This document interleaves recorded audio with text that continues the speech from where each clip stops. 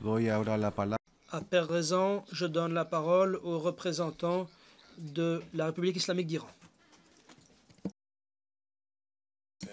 Merci, Monsieur le Président. Une fois de plus, aujourd'hui, le représentant du régime israélien a montré à quel point il avait besoin d'un écran de fumée pour dissimuler les crimes commis par son régime, ainsi que les atrocités commises contre le peuple palestinien. On a vu qu'il déplorait l'accord nucléaire conclu entre l'Iran et le P5+1 parce que cela nuisait à ses manigances. C'est ainsi toute la communauté internationale qui est visée.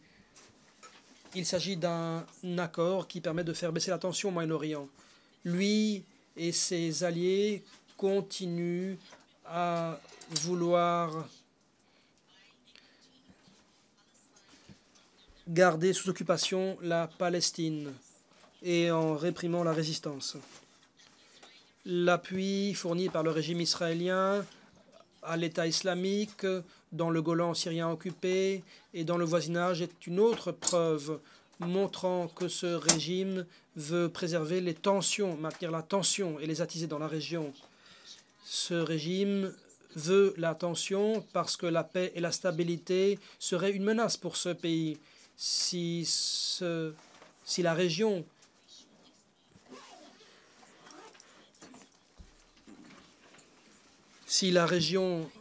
voit une baisse des tensions, cela nuirait à l'intention de ce régime.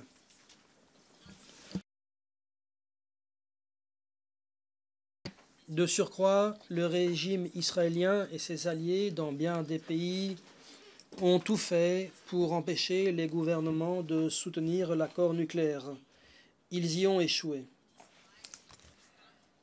Nous comprenons pourquoi le représentant d'Israël était aussi insultant envers les représentants des nations qui étaient ici présents, ainsi que la communauté internationale.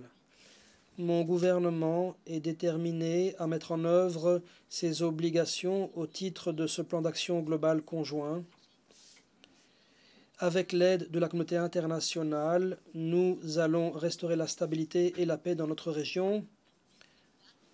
Dans ce contexte, nous allons certainement voir des représentants israéliens année après année de plus en plus mécontents dans cette assemblée. Leur colère, ou plutôt plus ils seront en colère, plus